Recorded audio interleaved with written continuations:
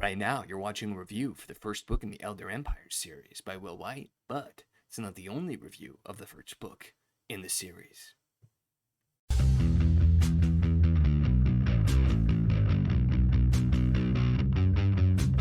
Hello and welcome to my channel. In this video, we're going to be talking about the dual first books in the Elder Empire series by Wight of Sea and Shadow and Shadow and Sea. And the first one of Sea and Shadow was a patron pick, and so I read that one. And then I wanted to read the second one just to see, because they are taking place roughly around the same time, but with two very different POVs. And it's supposed to be this kind of intertwined story, which I thought sounded like such an interesting concept. But it's recommended that I record at least the first part of my review for the one I read before reading the second one, just in case anything changes. So that's what we're going to kind of do here. So starting with Of Sea and Shadow. And this is following Calder, who is the captain of a ship, and after the Empire dies is sort of the impetus for the mainline story. There's a lot of opportunities, and so he is being paid to go off and try to find this really important magical artifact. We also do have flashbacks and kind of the dual storytelling about him as a kid, and sort of little bits about where he got to, or how he got to where he is now, and that type of setup. And Calder is set up as sort of your, in a lot of ways, your prototypical sort of, hero coming from the street type of character.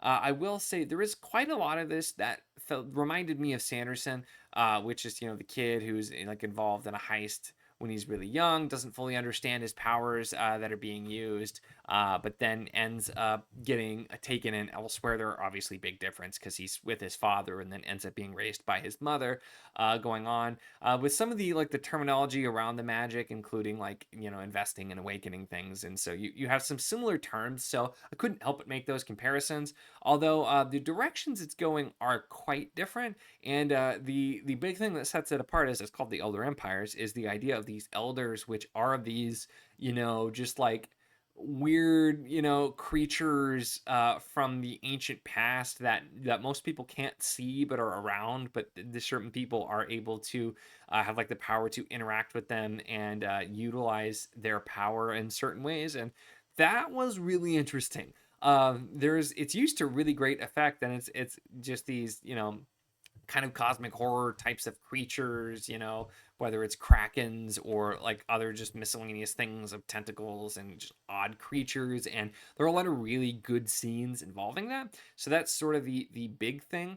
But also the sort of the idea of investing things is, it's a little bit different from like the way Sanderson uses it, but you can sort of unintentionally invest things as well, just by being near you. So it makes artifacts very dangerous depending on what they were and who they were around and that type of thing. And so that I thought was an interesting concept as well. The big example is like the Emperor. Anything that's around him gets invested with all kinds of power just from being in his vicinity. So like his servants would have to be really careful to make sure none of that falls into the wrong hands, because obviously there's a black market for that kind of thing. And then after the Emperor dies, obviously any of these artifacts that are surviving are really important for people to have because of the power there.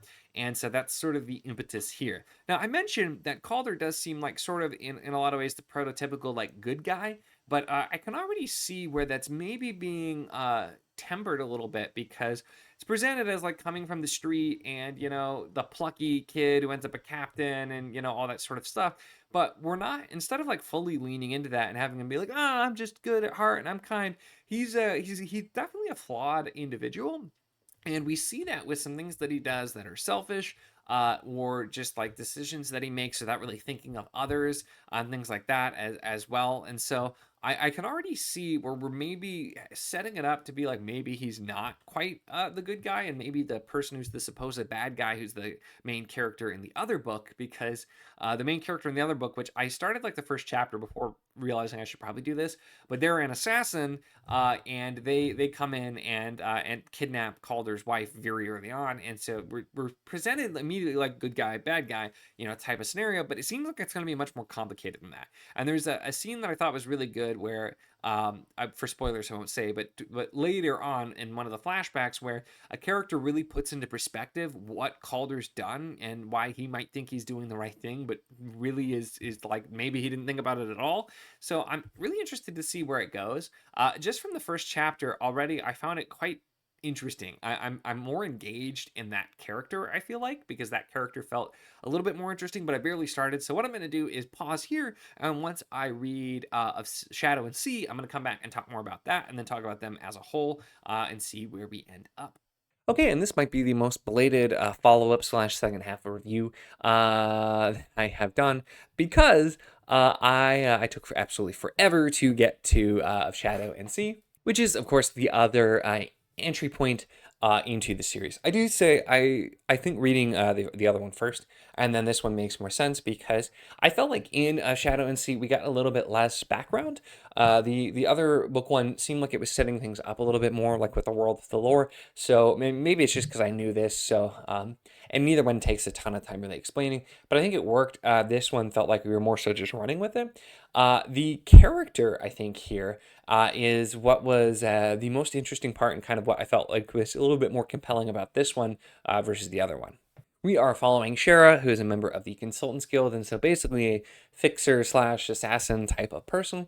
And we get to see her, like her flashbacks and everything that happens. And what starts as feeling like it could be really stereotypical goes into some interesting directions. The really early flashback when she's younger and kind of finding out how she ended up in the Consultants Guild, I thought was really good. And it was one of those things where it does like the line that could so easily come off as cheesy but didn't. It worked really well, and like I won't say it because I don't want to spoil, but I think it did really well with setting up a sort of different type of character. And the character, well, I think Wight could have leaned a little bit more into it. The character does definitely seem to have some psychopathic traits, if not like being fully psychopathic, which is interesting as a character. And it's not done in any like egregious or over the top way, but it's kind of there where they don't really have they don't really understand some basic emotions, like how they're supposed to feel. They look at things more so in a cold way, and it's mentioned specifically since they were a child, they've kind of needed somebody to like tell them what they should be feeling in some ways.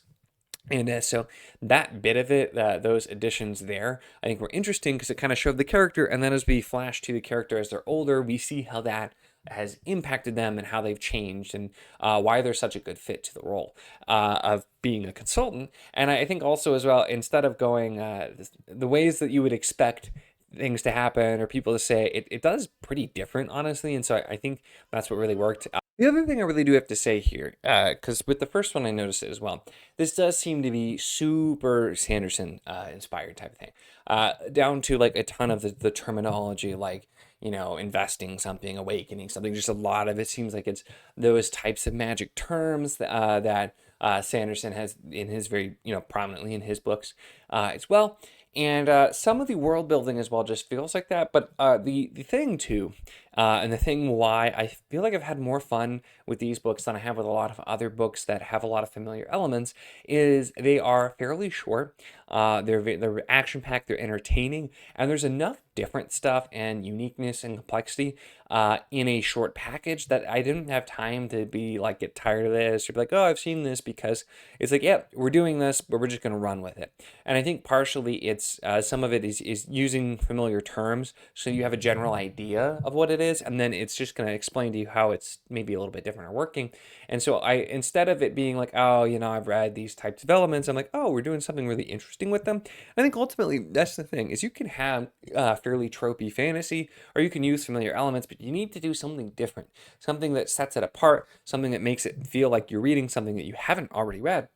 And I think Will Wight does a really good job of that here with these ones. The whole like idea of the Elder Empire and the elders, and those elements in general, these creatures, and the quest that both people are going on for very different reasons, as well as just the main conceit here, where the premise is we're having these intertwined stories from different POVs that are on opposing sides, and we're kind of seeing both sides.